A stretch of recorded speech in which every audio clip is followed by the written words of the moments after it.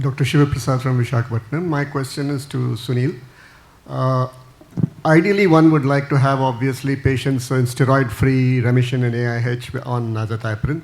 But in your experience, what percentage of patients require low-dose steroids along with azathioprine for maintenance? And what level of steroid would you accept as long-term maintenance?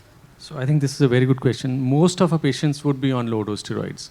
So I think the dose varies from 5 milligrams to 10 milligrams. And so that is what it is. So maximum dose is usually you go up to 10 milligrams as a maintenance dose. Dr. Taneja, Deepika Kedia from Kolkata. You know your rituximab data with azathioprine and prednisolone. So we are continuing the drugs while we're giving rituximab, aren't we? No, Are we stopping it at that time and then giving two doses? Yes. So once they are non-responder, then you give rituximab and then follow them up. So you're giving only two doses? Yes. So what happens to the non-responders? Are we going to restart them on steroids and this thing after 2 or 3 years when they are relapsing? What are we doing with them? If you look at this last paper of Liver International, this has been used for patients with other autoimmune liver disease, other autoimmune disease like SLE, multiple sclerosis, and so on. So they've given rituximab at every 6 months' time. Now they're giving this every 6 months for that disease, and it's working for autoimmune hepatitis also. Okay, and any incidence of increased TB? Because we see that in our country such a lot. So I think you have data on use of rituximab in IBD, SLE, rheumatoid arthritis. Obviously, there is a high risk of getting tuberculosis, but if you screen them well, and it's being used a lot in these patients, so I don't think so. It's kind of contraindication for use in autoimmune hepatitis now. Thank you. Question again to Dr. Taneja. What's your take home on long-term azathioprine? How many of your long-term patients on azathioprine had some kind of a complications? Sir, maybe like 10 years, 15 years down the line. Because patients do ask, how long am I going to take azathioprine? Steroid is 5 milligram, they have stopped. It's now single drug, azathioprine, relapsed once, again started, maintenance, remission. Now azathioprine 5 years, 7 years. What are you going to do about it? I think it's a very safe drug. It's been used in transplant setting also for many years together. No major side effects noted. So can be used for a long term, I think. What about the malignancies? So that is with any immunosuppressive drug, right? And I think out of all the immunosuppressive drugs, this would be the safest. I can also give my point there. In autoimmune hepatitis, general feeling is we should try and stop immunosuppression if possible. We may not be successful in quite a few, but if we are able to stop, so we could always reassess and see if we can try and minimize and taper and stop. No, because this was a patient who was relapsed and as per the guideline, once relapsed, it's lifelong treatment. And the question always asked because they Google it and they come back about the malignancy. That's the question. Yeah, I think that the risk of malignancy is 1 or 2% higher than in the background population, which of course, in terms of absolute risk is a huge increase, but I mean, it does not mean, relative risk is a tremendous increase, but the absolute risk is still very low. Thank you. To Dr. Taneja. Any information on BAF variants in autoimmune hepatitis?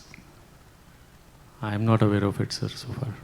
It's just the BAF receptor and the BAF antagonists which have been tried. So 2 questions. First to Ashish first. The patient which you showed, this patient with IgG4 associated AIH progressed to primary sclerosing cholangitis. So are the patients with small duct PSC which we diagnose, are those patients in whom we should be looking more carefully for IgG4 related disease? Number 1, because that might be steroid responsive form. And in patients who are, say, being worked up for transaminitis, IgG4 is raised and they are not fulfilling the criteria of AIH as such. Is there a role of looking at IgG4 and IgE even has been reported to be? So there is limited data on this subject. But if we on the biopsy have atypical features, and one of them is quite a bit of biliary involvement, so much so, and if your preclinical diagnosis is small duct PSC, I would think it's okay to look for IgG4 disease there, and it may give you an option of treating with steroids and seeing the response. Whether IgE, yes, serum IgE also has been a marker for IgG4 disease, but not very specific, so I didn't go into detail with that. And the other one for Sunil, I mean, in patients who have raised transaminases, say more than 5 times upper limit of normal, then we use steroids upfront and then add azathioprine once it is normalized. So with MMF, do we have such limitation, or we can use upfront combined steroids plus MMF? So general principle is that if the bilirubin is less than 3, you can safely start azathioprine also. But then for MMF, there is no such contraindication. You have a lot of experience with transplant. They started at any level of bilirubin, so not a problem with that.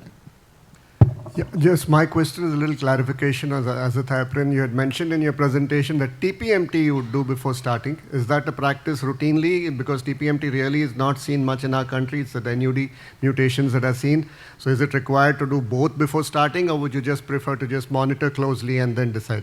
So is it mandatory? That's my recommendation is not there to monitor TPMT level right now. But if you look at the IBD cohort, they have started monitoring all these patients with TPMT before starting azathioprine. The side effect profile would obviously be definitely higher if you are TPMT positive. So now data is emerging. There's some data from PGI from the IBD cohort that if you do it and then you monitor them closely, then you may be able to adjust the dose of azathioprine. But as such, no recommendation to do it.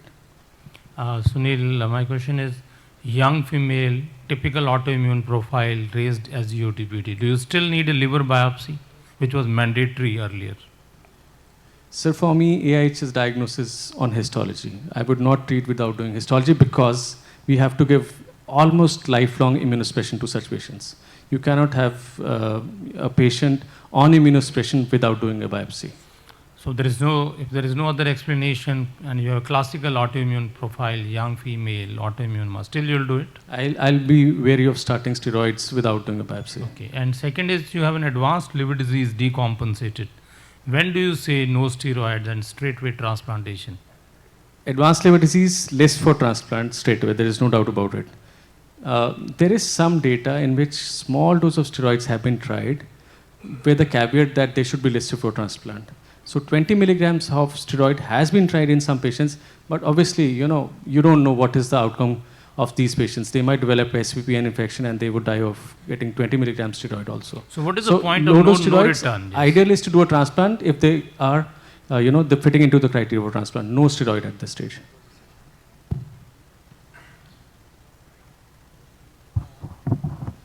Just, Dr. Sunil.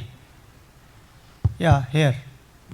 Yes, sir. Yes, sir. This side. So, there is a patient, bilirubin is 3.2, OTPT is in the range of 2 to 300, and the LSM is around 19, and she's a young girl, no evidence of ascites. What will you do? Sir, if the bilirubin is 3.2, I will not do LSM first. It's going to be higher only.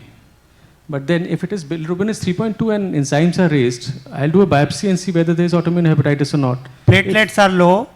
The INR is 2.5. I'll do a TGLB and then treat. No indication of the transplant at this time. So, unless she is decompensated, I will not treat. She would fit into the category of acute severe hepatitis. Now you have 3 categories in this also. The first category is where you have only the bilirubin is elevated. The second category is where the bilirubin and the INR is elevated, there is no HE. And the third category is where you have INR, bilirubin and HE is also there. So this is all the spectrum of acute severe hepatitis. The fourth category is the ACLF group, where you have ascites also. In ACLF group, obviously, the outcome is poor as compared to the first 2 groups. ALF also has a poor prognosis as compared to the first 2 groups. So if you are planning the treatment, what will you start with? Steroids. How much of steroid? How much of steroid? So and alone steroid or along with the azathioprine? All patients with acute severe hepatitis will be treated with prednisolone. You can use oral, and there is data on the use of IV steroid also. Once the bilirubin comes down to less than 3, then you can add the second immunosuppressive drug. This is what is recommended by the guidelines. Thank you. I think that's going to be the last question for today. So I would like to close Thank the you. session. I would like to thank all the speakers.